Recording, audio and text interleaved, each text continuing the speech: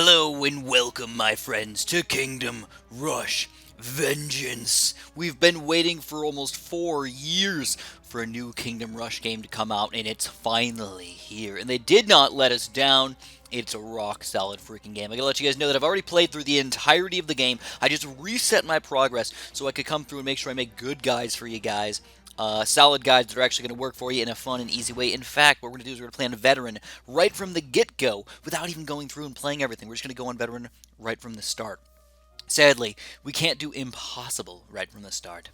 I would love to do Impossible. But yes, there is a new difficulty here, Impossible, that we can play. But uh-oh, what's going on? Is that Vesden? What the heck? Vesden's naked right here in his skull boxers? Yeah, he just... So he's a little less hairy and a little fatter than I thought he would be. Looks, I thought he was more of a skeleton or something like that. Now all I need is a nice bath in the hot of my precious tower. Uh-oh. What the heck happened? His tower. It turned into a carnival? What? Tap twice to build a tower. Alright, we got this going, man. Let's build some archer action right here. So they're going to explain us how to beat this game right here. Alright, wonderful. So I guess I can't play at Impossible right from the get-go, I don't think. No, I can't play right from the get-go. But for the next level here, guys, we're definitely going to be starting over there. So Kingdom Rush Vengeance is an extremely, extremely fun game. The main differences here are that we get to sort of pick our towers. There's not just the standard 4 towers that you're used to. There's up to, I believe, 12 different tower types that we get to pick from. So before the game even starts, we're going to have more, possibilities to go through, more strategies that we can develop over time. And you're, of course, going to have to realize that picking your towers and not having the right towers for each map might actually harm you in the long run. So what we're going to do is we're going to build a mage tower. With the infernal mages are definitely going to be one of your main towers that you're going to want to use over here, guys. It is extremely, extremely strong. In fact, I highly, highly recommend that you build a lot of them very, very strongly. And here's the weird thing about this game. If you're just trying to learn just a little bit right here, one thing that they changed about Kingdom Rush 4 compared to the other Kingdom Rushes is that the towers that are sort of low level, first tiers and second tiers, really are not strong at all. You got to get third tier and fourth tier towers as soon as you possibly can if you want to have a reasonable time beating this game here, guys. So get used to it. And the weird thing is the first levels, level 1 and 2 over here, don't even allow you to build the third and fourth tier towers yet. So here we go. We got some new enemies coming in here already. We got human. Whoa, whoa, whoa, whoa. We're fighting humans now? Yeah, so it's role reversal here, guys. We are Vesnin right now. We're controlling these towers. We're building these devilly mages and the shadow archers over here. We're controlling evil orcs to do our evil bidding for us. And we're going to take back the kingdom. We're taking it back, baby. So, just as a quick note here, if you're trying to learn the game a little bit more, we're already at round 4, by the way. We've got 3 different things on the bottom left corner here. We've got our hero right here. We've got our new power right here. This is basically a soul steal. Or a soul crusher or something. I forget what the name is, but it's kind of like the lightning or the rain of fire that we're sort of used to over here. We've got reinforcements, and then we have our hero's ability. And it just so happens that our hero's ability is going to be these spear-throwing goblins over here. So, keep that all in mind when you're playing the game here, guys. And hopefully you can do a little bit better over the long term. But I'm just going to play level 1 for you guys as well. I don't know if I should do that, but I'm going to do it anyways. So anyways, here we go, man. We're throwing out that Vesnin doll, and now we realize what we have to do. The dwarves have taken over. We've got to head and kill these dwarves. Let's go. Feel so evil right now. So honestly, the idea of this game is sort of weird. I would have never expected that we were going to be, like, I guess, the evil ones. But the question is by the end of the game, are we actually evil? Is this role... Who is the real evil ones here? The people sending us, really... So we're going to play on Veteran for sure. But the people sending out human workers just to run through and die between our towers here? Is that the way to do it? I don't know.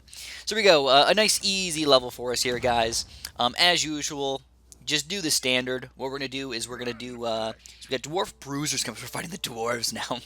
So I kind of want to show you guys all the different tower types, though. So instead of doing my actual normal good strategy here, we're going to go with a combination of everything. So we're going to get Rocket Riders, we're going to get a quick Barracks back here, we're going to do one Archer Tower and one Mage Tower, pretty much as soon as possible. And in this standard Kingdom Rush style here, always pop your reinforcements down right when the round starts, as soon as you can, and then right before you send out the next round.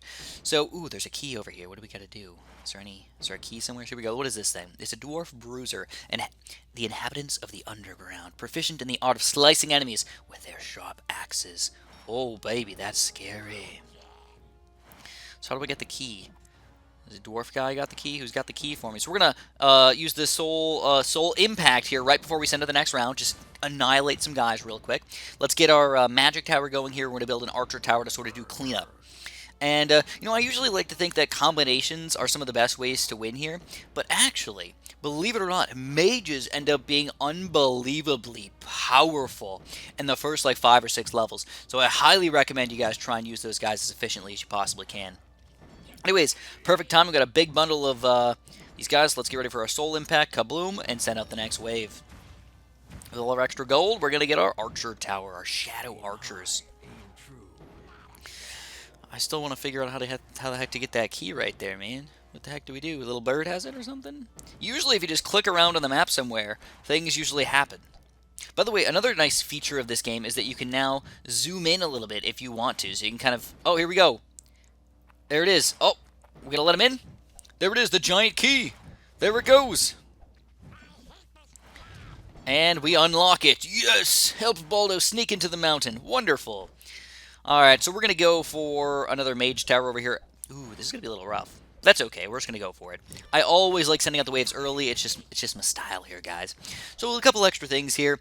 We can change the rally point of our barracks troops, very similar to the way we usually do it. I usually want to put him in range of the, you know, rocket riders here, basically our cannon towers at this point.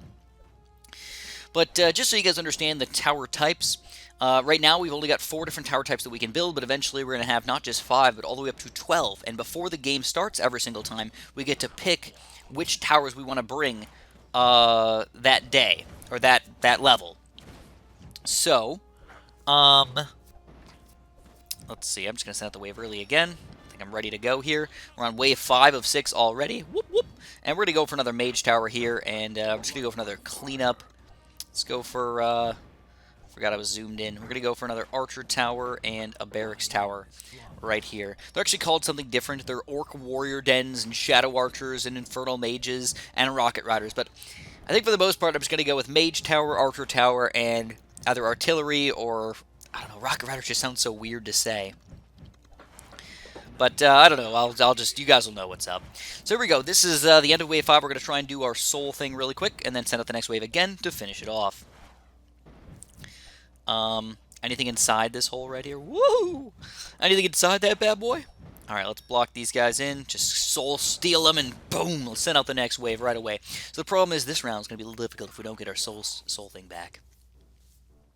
But here's another new unit. We've got the Warhammer Guards. Guards of the Dwarven Kingdom, the first line of defense against invaders and threats. So I know, it sounds weird, right? We're fighting dwarves, and elves, and humans, and... Oh my god, we're killing them. Yes, we are. Yes, we are. And you know what? We're going to have fun doing it, too. Does it make me evil? Maybe a little bit. But a little bit good. Anything else they got for us?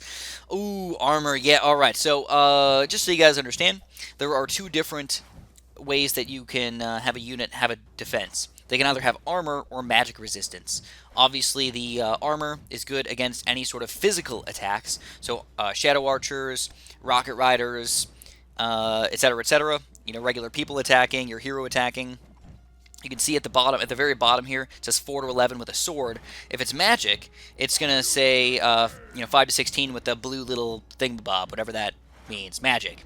So, magic attacks and physical attacks. Basically, if they've got armor, physical attacks are going to do a little bit. Physical attacks are going to do a little bit less. If they've got magic resistance, magic attacks are going to do a little bit less. And those are the only 2 types of attacks, though. So, you know, it's pretty easy to figure out what you should kill them with in most situations. You know. And there we go. We take it down, baby. Whoop whoop whoop whoop whoop. There it is.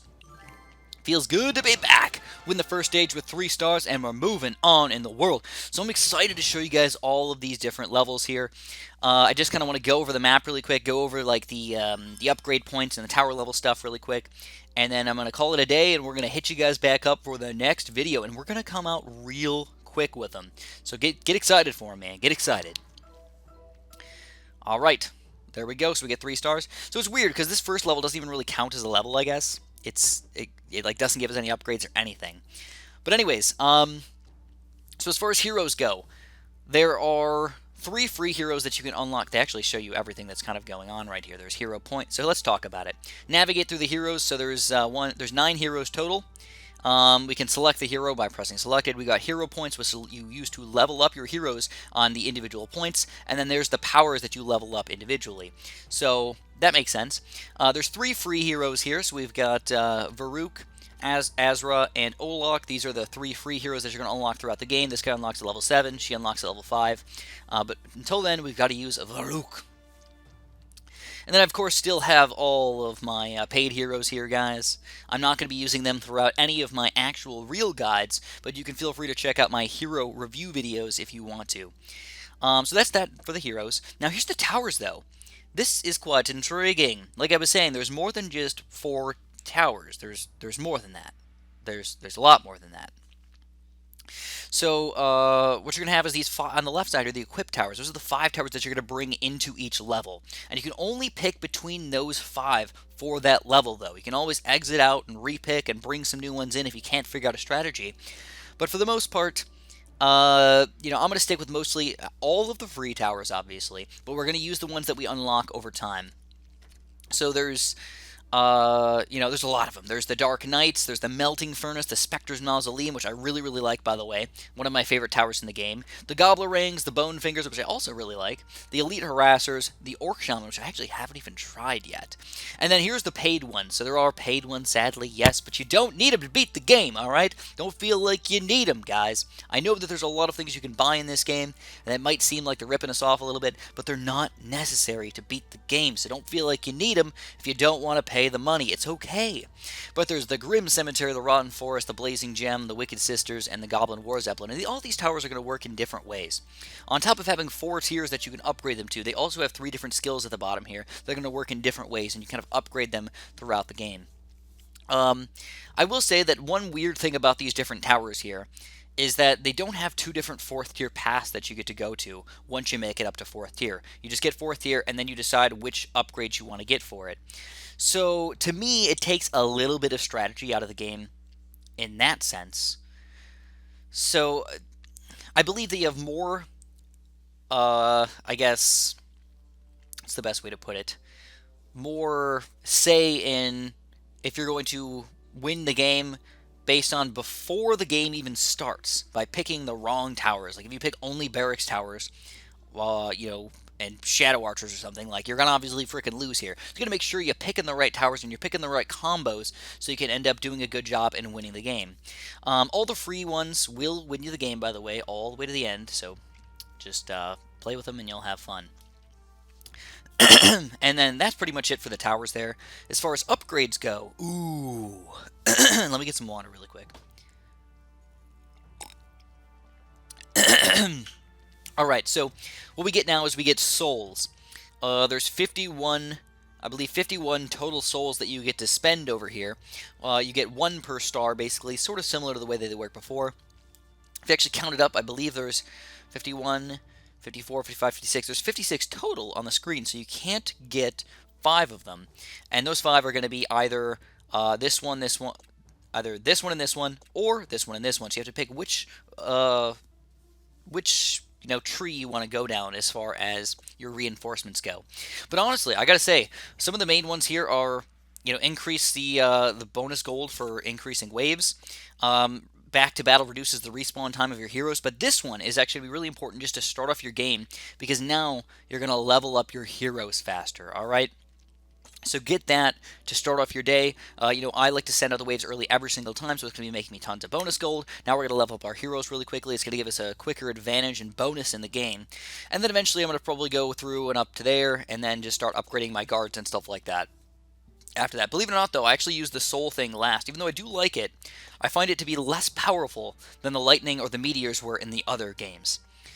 And last but not least, you've got the shop right here. So this is, I've got 5,200 things. I have never used one of these yet, so I actually don't even know exactly how they work, but I can assume that what you do is you buy stuff here, and whenever you need to use them for a small little advantage or bonus, you pop it down on the screen and you can do stuff. There's some pretty cool ones over here, like kill everything on the screen, or pop in a super powerful juggernaut, give yourself some extra lives and stuff like that, maybe to get 3 stars instead of 2 stars. You know, random things like this can definitely help you out in the long run. So if you've got the gems, why not? You know, every once in a while, just pop into those extra bonuses in there. But again, you don't really need them.